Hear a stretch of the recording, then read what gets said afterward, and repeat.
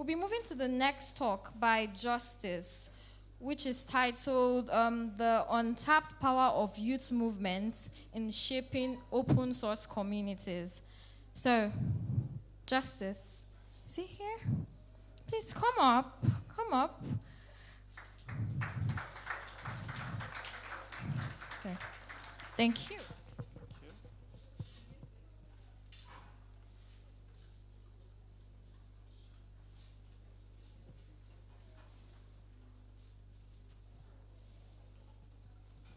Okay, so good morning, everybody. Am I audible?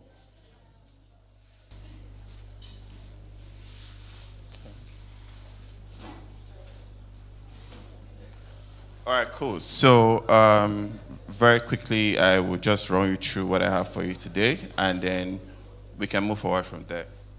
So first off, I would like to introduce myself. My name is Justice Oyakhilome Anthony. Before you ask, no, I'm not related to Pastor Chris. It's just a coincidence, yeah? We are from the same state, that's where it ends. I'm a Chelsea fan, obvious reason, yeah? I have a love-hate relationship with data. When it works, I love it. When it doesn't, I hate it. I also understood ESO after eating egusi. For those of you who have not tasted egusi, I think you should. I'm also a climate advocate. I believe one of the biggest issues happening to the world right now is actually climate change, and I think we all need to take it very seriously. Obviously, that's my day job. I work as a community growth and data lead at Young Collective. So I'm going to be talking to you today about the untapped power of youth movement in shaping open communities. Now, everything I'm going to be talking about today is going to be referencing from AIESEC. I spent most of my adult life in this organization, 6 years. I just finished as Country Director of AIESEC in Rwanda last year, where I spent 1 year leading the organization in Rwanda, in Kigali. So we'll start from this. Why communities? So I did this program in Kigali last year. It's called Unleash Her Kigali. And one of the biggest things this thing taught me was the power of being able to get people that are from different places together. Now, for me, majority of what I've been able to accomplish in life is because of the communities I've been a part of. Right from when I got to the University of Port Harcourt, I was part of a community of young people, engineers in maybe Naimeki, but obviously when I discovered AIESEC, I realized that the kind of leadership I wanted to practice was different. So I joined AIESEC, and then from a member, I grew up until when I became a country director, first for AIESEC in Albania, and then when I became country director for AIESEC in Rwanda. So for me, I believe being a part of community is the fastest way to accelerate whatever you're doing, being individually or project-based. Now, youth movement. Why youth movement? So there are a couple of reasons why youth movement in this case. Now, for the first one is mission-driven and community first. Take, for example, again, AIESEC. AIESEC was established in 1948 with one mission, to achieve peace of fulfillment of humankind's potential. That's our mission. So when it was started, there was conflict in the world. In 1948, that was like 3 years after the World War. There was no trust for any reason. So one of the biggest ways they found to do cross-cultural, would I say, exchanges was getting students from one country to another country. So 7 young people from Europe came together to create what we call International Association of Economic and Commercial Students. So it's a French acronym which stands for AIESEC. So now, a couple years later, 5 years later, it's present in over 100 countries, promoting exchanges through volunteering, internship, and job placements. The way we do our mission has changed over time, but it's still the same thing. So you can see that each community or each youth movement is mission-driven, and people are always at the center of it. Now, the next part is often run by young volunteers. Now, for AIESEC, majority of our members are from 18 to 30 years old. So once you've gotten to the threshold, you know that you're about to become an alumni. So I finished AIESEC in July last year. So I'm basically an AIESEC alumni right now. So kind of like an ambassador. So what I'm doing right now is just telling you about AIESEC. If you want to, if you're still in school, you can still think about joining AIESEC. Lastly, we prioritize accessibility. So one of the biggest things we also find in AIESEC is that we don't discriminate on the basis of whatever, race, gender, whatever. We accept everybody. And I think that's one thing that's also a very key part of communities as well, especially open communities. So you want to ensure that inclusivity is always at the center of whatever we do. Now, for example, I'm talking and somebody's transcribing as well. You can see the sign language, so that's a very key part of what also needs to be included. Now, how does AIESEC accomplish its vision through youth communities? So we do this through what we call the inner and outer journey. In AIESEC, everything we do revolves around getting impact. So if you're part of communities, you have what we call support systems, yes? You have support system, projects and everything. You also have the inner part, which nobody can do for you, which is the inner journey. So in AIESEC, we have the inner journey. So your personal goals. You joined ChaosCon. Why did you join? What's your inner personal goal? You have reflecting on your experience. After a couple months, you reflect on what you've decided to do. You have understanding your personal values. Everybody should have a personal value. If you do not have them, I believe you should think about it and reflect on it. And then reinventing yourself. Obviously, whatever you started with is not what you're going to be in the future. Some people started as front-end developers. Now they're program managers. Some people started as data analysts. Now they're community program and data lead. So, and then the outer journey, this is the one that people can do for you. So the community you have now, this is what they can provide for you. You have individual roles or responsibilities. Somebody has created a JD and give it to you. And then you have challenging roles and environment. I'll speak on that more. And then you have multiple stakeholders, and then you have support systems. So when you have all of this combined together in an infinite loop like this, we are creating impact. That is how we create the impact that AIESEC is trying to create in young people around the world.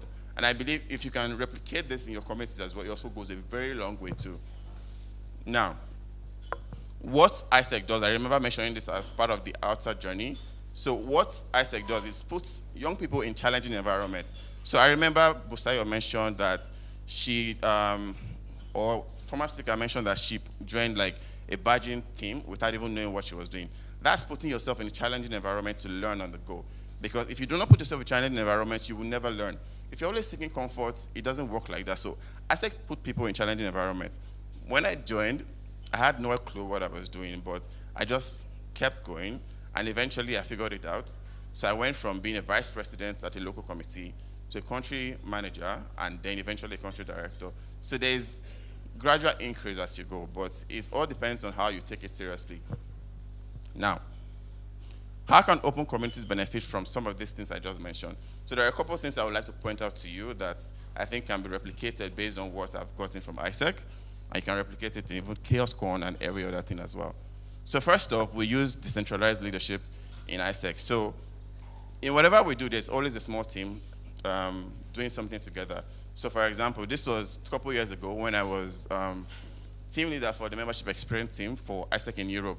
So this team, I was a part of, in charge of doing research on our membership, why there was no, would I say, talent pipeline for the roles available. So at the end of the day, we discovered that people were having too much, would I say, interest in different organizations. So we decided, okay, how do we make sure that they stick to our own and then focus on what we are doing? So that was my job on this team. So we had a data team, we had an internal communications team as well. So this was just one subset of the regional team, and this was what I was doing. So we have this kind of roles driven by purpose, and it makes it easier to have ownership when people have these smaller teams and is not overwhelmed by a big picture, for example, sometimes. And then the next one is leadership in AIESEC isn't appointed, it is invited, and it's a tradition. So this happened last month in Sri Lanka at our global conference. So every year, AIESEC has an international conference where they elect the next president of AIESEC International for 1 year. So AIESEC roles are like 1 year intervals of 6 months. So when you finish, you move on to either become an alumni or you just find another role to apply for. So you keep going, as the case may be. Are we together? So this girl, Alina, she was also an MCP. We use a lot of acronyms in AIESEC. So she was country director before, but she applied to be president of AIESEC International. So her role starts January next year up until December. So from now to December, she's going to be going to transition from the current president. So that's kind of like how it's structured in AIESEC, so that whatever happens, there's always somebody taking over somebody. Yeah? So she was elected in Sri Lanka this year, and she's undergoing transition right now. So you can see in AIESEC, we don't just appoint people. We open applications. We ask you to come and apply. The same way the DI badging works. So that also creates a form of ownership. If you appoint somebody, there's a higher chance that when the going gets tough, they'll be like, oh, I mean, I didn't even apply for this in the first place. I don't want it, so, you know. But if you have applications, somebody decides that, okay, they're up to the task, up to the challenge, and then they apply, it creates ownership, and then you see that there's an invitation to come lead. Yes? So I believe this is another thing that you can learn from AIESEC. So the last thing I would like to say is that open communities takes you places. This was me at Youth Connect Summit in Rwanda, where more than 40 countries came to Kigali to talk about youth unemployment. And this was only possible because I was the country director of AIESEC in Rwanda at the time. All of this would not be possible if I never joined AIESEC, if I was not part of communities. So you never know where things will take you. And I will leave you with this. Open communities thrive when ownership comes naturally, not enforced. Because that is the core of whatever we're doing at AIESEC. We tell you that AIESEC is like a buffet. You can take as much as you want out, but only what you want. Nobody's going to spoon feed you, but you have to take the initiative for yourself and tell yourself that this is what I want from this organization, this is what I want from this project, and this is what I want from this community. So I think this is what exactly I will leave you with today. I am done with my session, and if you have any question, I am willing to take any right now.